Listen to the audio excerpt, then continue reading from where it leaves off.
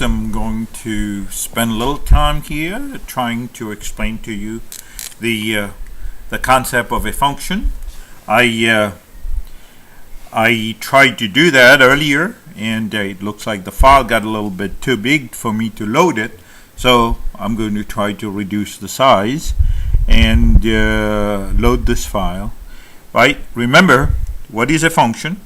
A function, if we take two sets, one set here and one set here, it is a mapping between the point in set A to the point in set B. So you're taking a point here, you're mapping it to a point here, right? So you can take another point, let's say the point 1, map to the point 2, the point 3, map to the point 7. That's okay. Right? It is also okay for another point here to map to this point. It's okay to do that. What is not okay for in a function is to have a situation like this. So if you have AB, okay, this is B. Okay, so if you take a point here, like the point 5, you map it to the point 7, and you take the point 5 again, you map it to the point 10. This one is not okay. Not good. Not a function. Not a function. Okay? So we have to be careful with that. So we cannot have the point 5 go to the map to the point 7 and the point 5 map to the point 10. Okay? So let me move to the next page here. I'm also making sure that we don't go over time here, so it'll be hard to load it on YouTube. So looking at the next, let's look at an example. Right? Let's say I have a set of points. Okay, I have a set of points here. This is X, this is Y. Okay, the point 1 is going to the point 2, the point 3 going to the point 4, right? The point 7 is going to the point 10, and the point 1 is going to the point 11. So this is not going to be a function, right? Because of this violates our rule that we talked about. Okay, remember we talked about this rule using the set notation earlier. So when you have a case like this, it means that it is not a function. So I'm pulling this sheet out and I am going to another sheet. Now let's look at another example. So let's look at the example where you have y is equal to 4x plus 7.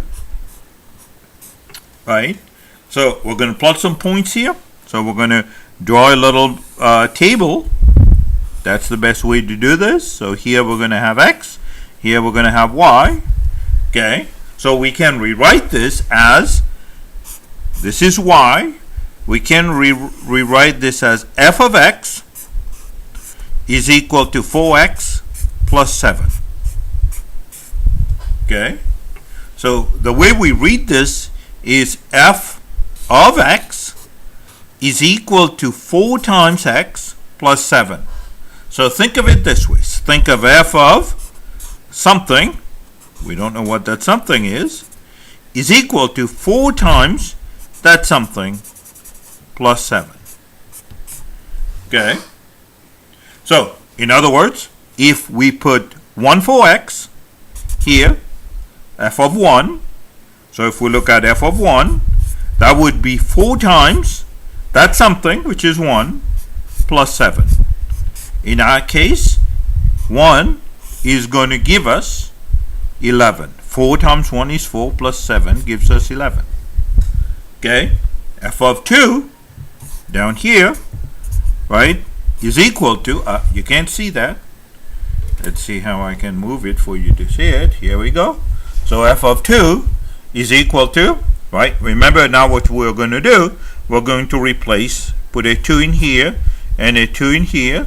So we have f of 2 is 4 times 2, which is 8, plus 7 is equal to 15. Right? So f of 2 is equal to 15. Okay? Let's look at f of 3 or f of 0. Okay? Nothing wrong with 0.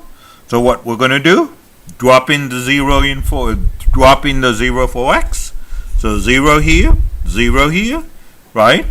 So we're going to have f of 0 is equal to 4 times 0, which is 0, plus 7 is just 7, right? So this is the function f of x is equal to 4x plus 7 at the value 1, at the value 2, at the value 0. So f of 1 is 11, f of 2 is 15, f of 0 is 7. Now these numbers here, these x values, are called the independent variables. They're the independent values. The one here, they are called the dependent values. Remember, they depend on what you pick for x. Y depends on x.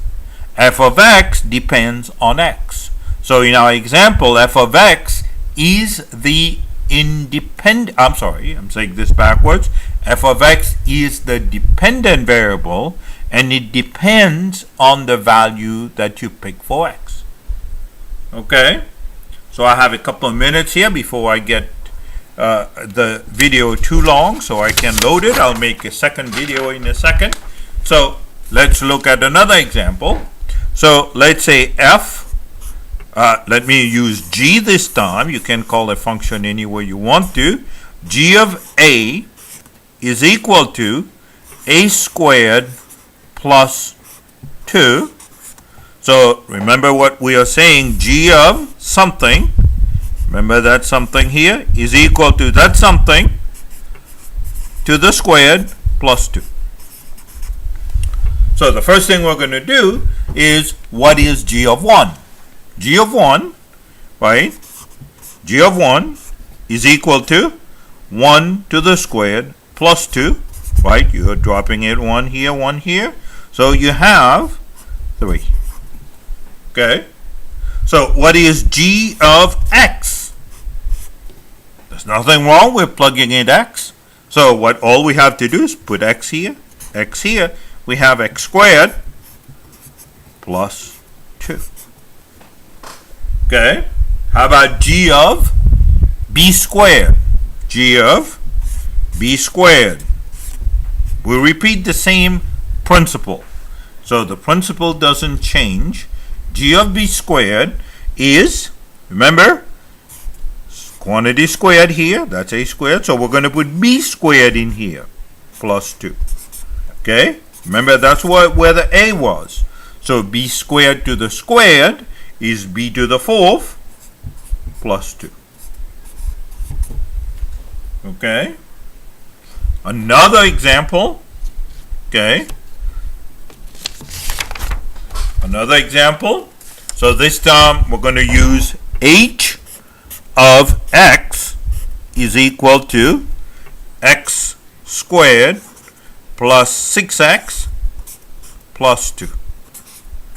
So first thing we're going to do is what is h of 0?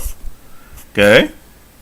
So h of 0 is, we're going to plug in 0 in for x, take that x out, put 0 in, take that x out, put 0 in, take that x out, put 0 in. So you have 0 squared plus 6 times 0 plus 2, which is just at 0, 0, that's just 2. Okay?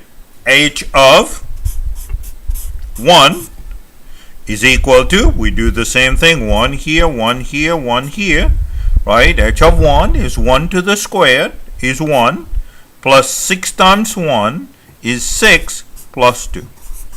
This is 7 plus 2 is 9. Okay?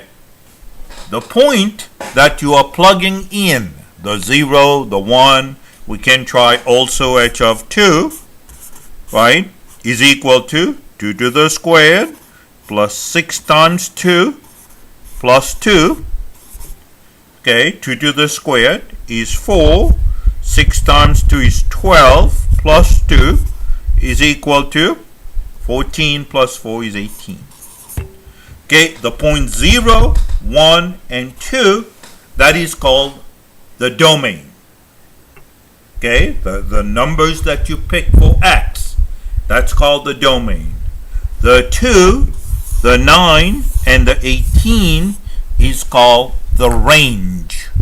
Okay, I'm going to continue in the next video.